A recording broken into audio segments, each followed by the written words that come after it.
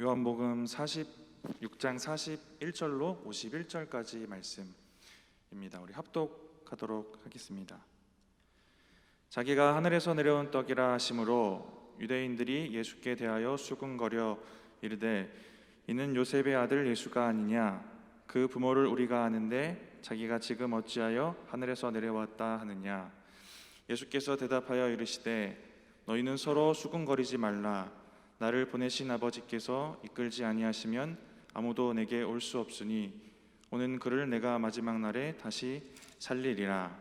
선지자의 글에 그들이 다 하나님의 가르치심을 받으리라 기록되었은즉 아버지께 듣고 배운 사람마다 내게로 오느니라. 이는 아버지를 본 자가 있다는 것이 아니니라. 오직 하나님에게서 온 자만 아버지를 보았느니라.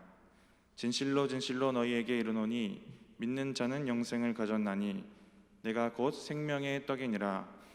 너희 조상들은 광야에서 만나를 먹었어도 죽었거니와 이는 하늘에서 내려오는 떡이니 사람으로 하여금 먹고 죽지 아니하게 하는 것이니라. 나는 하늘에서 내려온 살아있는 떡이니 사람이 이 떡을 먹으면 영생하리라. 내가 줄 떡은 곧 세상의 생명을 위한 내 살이니라 하시니라. 아멘. 요한복음 6장 26절을 올라가 보시면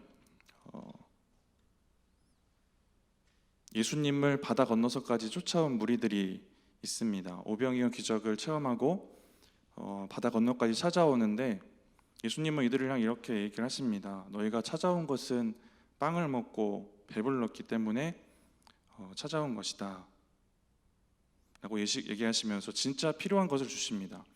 육적인 것 때문에 찾아온 이 무리들에게 영적인 것을 주십니다. 생명의 떡에 대한 말씀을 주시는데 오늘 본문까지 포함해서 59절까지 참 길게 얘기를 하십니다.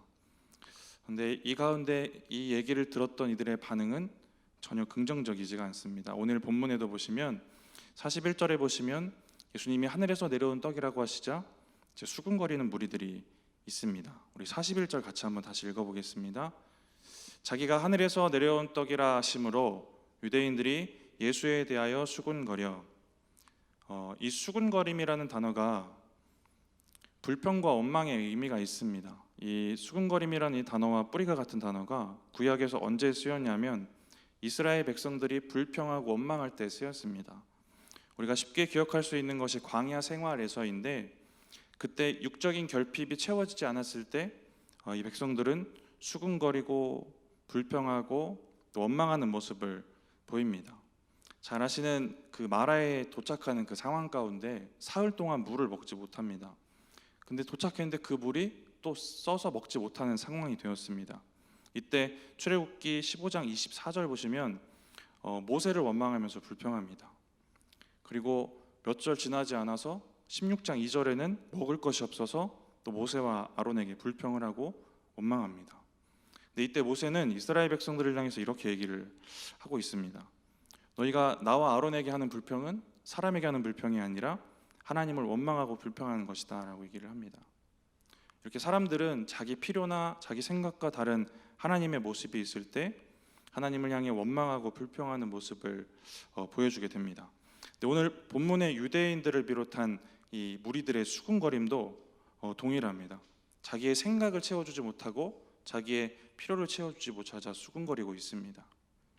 이 말씀을 통해 우리가 우리의 원망과 불평을 좀 돌아볼 수 있을 것 같습니다. 우리도 우리 마음대로의 하나님이 되어주시지 않을 때 우리도 수군거리고 원망하고 불평할 때가 있습니다. 우리의 필요대로 우리의 생각대로 하나님이 움직여주시지 않을 때 내가 맞는 하나님의 모습대로 하나님이 있어주시지 않을 때 우리에게도 이러한 불평과 원망이 생겨납니다. 근데 이 불평과 수군거림이 원망을 한번 생각을 해보면 사실 이 필요를 하나님이 나를 채워주시지 않아서가 아니라 이스라엘 백성들처럼 가장 큰 은혜, 이 구원의 감격과 은혜를 잃어버렸기 때문에 이러한 필요와 또 나의 욕구에 대한 채워지지 않는 것이 보이는 것입니다.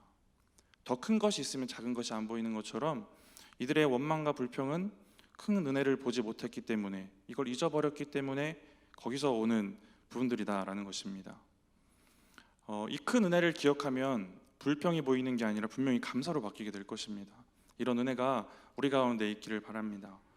41절의 이야기는 유대인들에게 아주 두드러기 날 정도로 거부 반응이 일어날 수밖에 없는 얘기입니다. 예수님이 뭐라고 하시는 거냐면 나 자신의 근원지가 하늘이다라고 얘기하시는 겁니다. 자신의 신적인 부분을 다시 이야기를 하시는 거예요. 신성모독 때문에 예수님을 죽이려고 했던 이들에게 참 듣기 거북할 수밖에 없는 그런 얘기입니다. 그래서 이어지는 42절을 보시면 이들이 무슨 얘기를 하냐면 예수님의 그 육적인 출생에 대해서 얘기를 합니다. 예수님이 나의 신적인 부분을 얘기하니까 이들은 예수님의 육적인 출생에 대해서 얘기를 합니다. 42절 같이 한번 읽어보겠습니다. 이르되 이는 요셉의 아들 예수가 아니냐? 그 부모를 우리가 아는데 자기가 지금 어찌하여 하늘에서 내려왔다 하느냐? 예수님의 부모를 자기가 알고 있다는 겁니다. 인간의 부모를 알고 있다는 거예요. 근데 부모가 분명히 사람인데 왜 너는 하늘에서 내려왔다고 하느냐라고 하는 것입니다. 영적인 말씀을 듣지 못하는 모습을 보여주는 거예요. 바다 건너서 예수님 찾아왔던 무리들도 그렇고 유대인들도 동일하게 영적인 말씀을 듣지를 못합니다. 예수님이 이렇게 길게 말씀하시고 설명하시면서 너희들을 살리기 위해 이 말씀 주는 거다. 곳곳에 주님의 이 진심을 드러내세요. 근데 이 말씀을 듣지를 못합니다. 근데 왜 듣지 못하는가 보면 이 무리들은 육적인 필요에 매여 있고 또 이 유대인들이 지금 42절에 얘기하는 게 뭐냐면 내가 예수님 당신보다 똑똑합니다.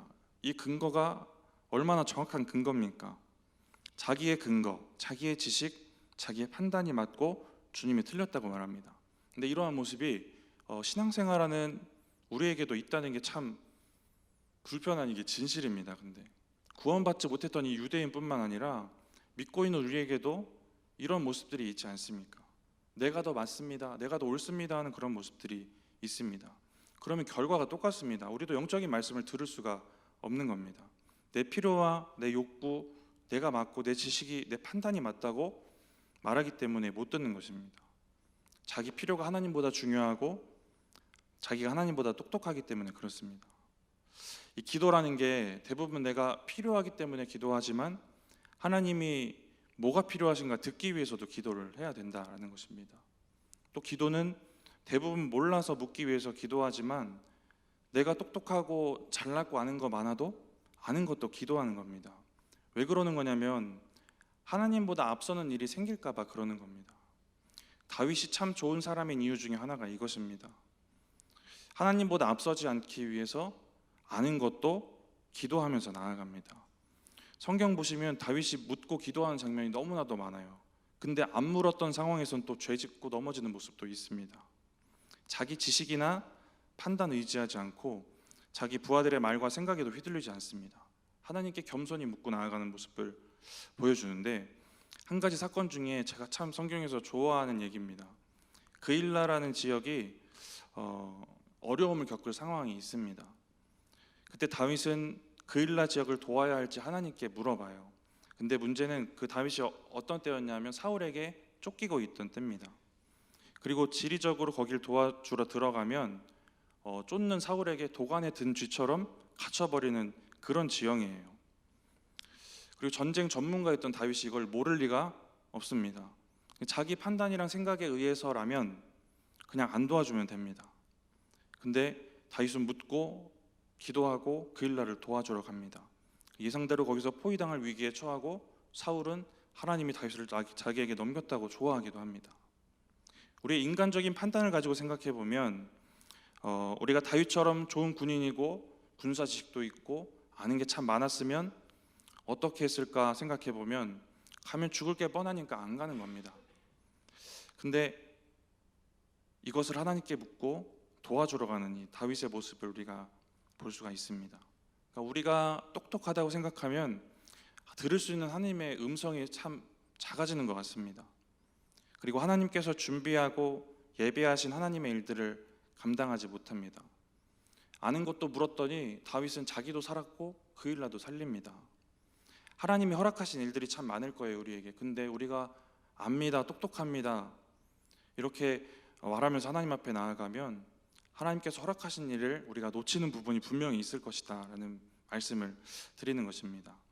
우리가 주님의 말씀 온전히 듣기 위해서 우리의 생각과 판단을 내려놓고 겸손하게 주님의 말씀 앞에 서야 한다라는 것입니다. 내 생각과 내 지식에 갇혀서 하나님의 뜻과 음성을 놓치지 않으신 저와 우리 성도님들 되셨으면 좋겠습니다. 요한복음 46장 44절을 보시면 이렇게 무지함으로 자기가 더 똑똑한 것처럼 얘기하는 이 무리들에게 다시 한번 생명의 말씀을 주십니다. 우리 44절과 45절 한번 읽어보겠습니다. 나를 보내신 아버지께서 이끌지 아니하시면 아무도 내게 올 수 없으니 오는 그를 내가 마지막 날에 살리리라. 선지자의 글에 그들이 다 하나님의 가르치심을 받으리라 기록되었은즉 아버지께 듣고 배운 사람마다 내게로 오느니라.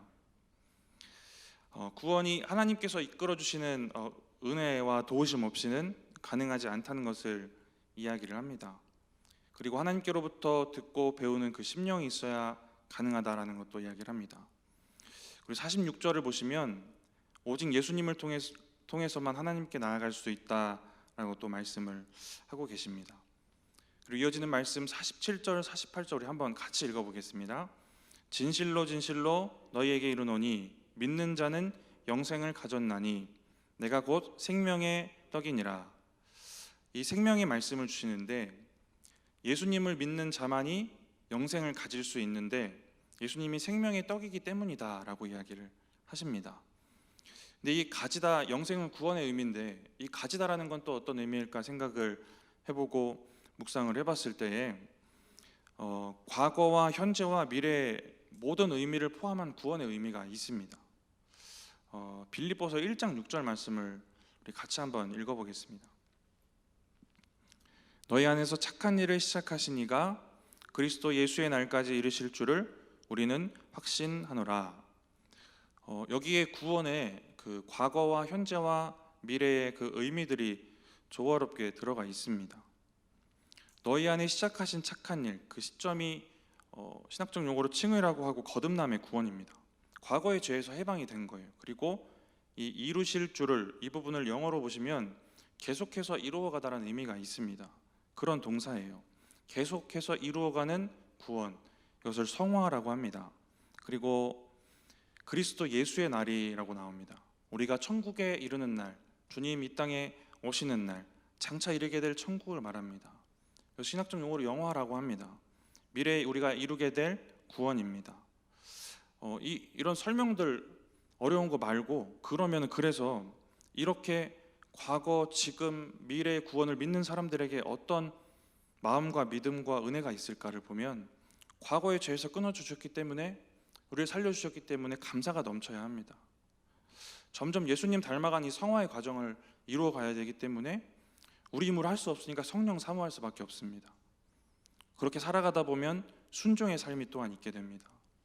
그리고 미래의 구원을 믿는 사람은 소망이 있는데 어떤 세상도 꺾을 수 없는 그러한 무너지지 않은 소망이 있고 기쁨을 잃지 않습니다.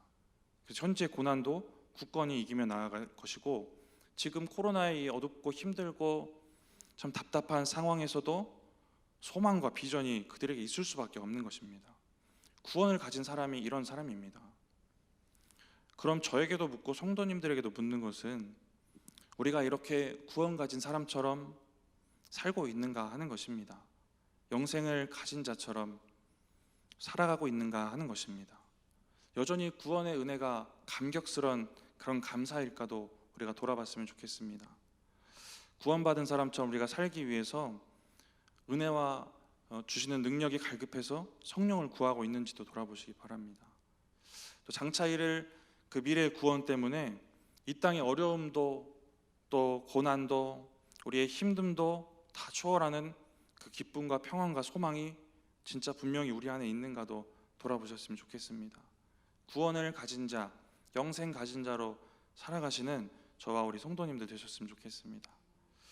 요한복음 6장 51절로 내려와서 말씀 보겠습니다. 같이 한번 읽어보겠습니다. 나는 하늘에서 내려온 살아있는 떡이니 사람이 이 떡을 먹으면 영생하리라. 내가 줄 떡은 곧 세상의 생명을 위한 내 살이니라 하시니라. 저는 요한복음을 묵상하면서 예수님의 진심을 깊이 느끼게 됩니다. 살리고 싶은 그 주님의 마음이 느껴져요. 그리고 구체적으로 드러나는 구절들도 있습니다. 근데 무리들과 유대인들은 그 진심을 잘 못 보는 것 같아요. 근데 저도 안타까운데 예수님은 더 안타까우셨을 것 같습니다. 그래서 이런 생각을 해봤어요. 오늘 말씀도 하늘에서 온 떡, 어디서 왔는지 이런 거, 자기의 지식과 이런 거에 초점 두지 말고 생명의 떡인 그 자신을, 예수님 자신을 우리에게 주셨구나에 초점을 두었다면 어땠을까? 우리를 위해 자기를 주셨다는 그 예수님의 진심을 알았으면 어땠을까 하고 생각을 해봤습니다. 39절에는 살리시겠다는 주님의 각오와 그 진심이 드러납니다. 생명의 떡 강화, 이렇게 길게 얘기하시는 그 주님의 이러한 살리려는 진심에 이들의 초점이 맞춰졌어야 했습니다. 그랬으면 이 사람들이 생명의 떡의 말씀을 듣고 살았을 것입니다. 근데 우리도 동일합니다. 주님의 진심을 알면 우리의 심령이 살아날 수밖에 없습니다. 주님의 말씀이 들려질 수밖에 없습니다. 심령이 부드러워지고 촉촉해질 수밖에 없습니다. 거칠고 무뎌지고 또 건조하고 피폐해지기 쉬운 우리의 인생 속에서 그렇게 충만하고 심령이 충만하여지는 영적 충만함을 가지고 살아갈 수 있다는 것입니다. 주님의 마음을 우리가 성경을 통해 발견하고 그 음성과 은혜가 우리 안에 있으면 그렇게 살아갈 수 있다는 것입니다. 그것 때문에 이 요한복음을 묵상하는 지금 시기가 저에게도 그렇고 우리 성도님들에게도 그렇고 너무나도 귀한 시간들일 수밖에 없는 것입니다. 주님의 이 진심을 잊고 살아서 그 주님의 마음을 잊고 살아서 우리가 놓치는 주님의 말씀과 주님의 은혜들이 없으셨으면 좋겠습니다. 우리가 놓치는 주님의 일들과 이 은혜들이 없고 주님의 일을 감당하며 또 충만한 은혜로 살아가시는 저와 우리 성도님들 되셨으면 좋겠습니다. 그 은혜를 사모하고 그 은혜를 누리셨으면 좋겠습니다. 45절에 듣고 배운 사람이라고 했습니다. 저는 여기 교회 와서 가장 좋은 것 중에 하나가 듣고 배우기 너무 좋은 교회인 것 같아서입니다. 묵상하고 강해로 설교하고 이런 부분들이 제가 먼저 살아나는 은혜가 있습니다. 듣고 배우기 좋은 이러한 좋은 환경이 우리 안에 있다면, 그렇다면 우리 안에 한 가지 준비되어져야 될 것은 주님의 진심을 알아서, 주님의 심령을 알아서 이걸 더 잘 듣고 그대로 살아가기 위한 우리의 노력일 것입니다. 이러한 은혜로 살아가시는 저와 우리 성도님들 되셨으면 좋겠습니다. 잠깐 기도하고 우리 찬양하도록 하겠습니다. 하나님, 은혜 주셔서 감사합니다. 오늘 주신 말씀처럼 주님의 은혜를 따라 살게 하시고 나의 생각과 나의 지식은 주님 앞에 온전히 내려놓게 하시고 주님의 마음과 진심을 깨달아서 주님의 일들을 놓치지 않고 잘 감당하는 저희들 되어줄 수 있도록 주님 함께하여 주시옵소서. 감사합니다. 예수님의 이름으로 기도드립니다. 아멘.